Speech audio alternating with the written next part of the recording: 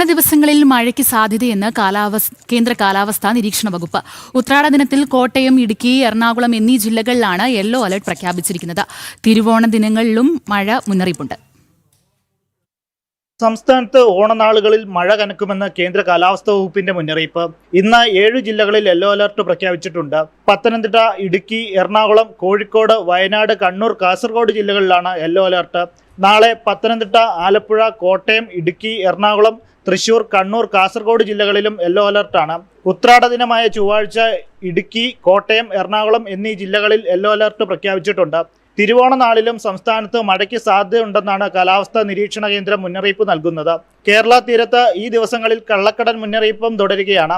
കേരള, ലക്ഷദ്വീപ് തീരങ്ങളിൽ മണിക്കൂറിൽ 40 മുതൽ 50 കിലോമീറ്റർ വരെ വേഗതയിൽ ശക്തമായ കാറ്റിനും മോശം കാലാവസ്ഥയ്ക്കും സാധ്യതയുണ്ട്. അതേസമയം മലയോര മേഖലകളിലും തീരദേശ മേഖലകളിലും താമസിക്കുന്നവർ ജാഗ്രത പാലിക്കണമെന്ന് കാലാവസ്ഥാ നിരീക്ഷണ കേന്ദ്രവും ദുരന്ത നിവാരണ അതോറിറ്റിയും മുന്നറിയിപ്പ് നൽകി. ജനം, തിരുവനന്തപുരം.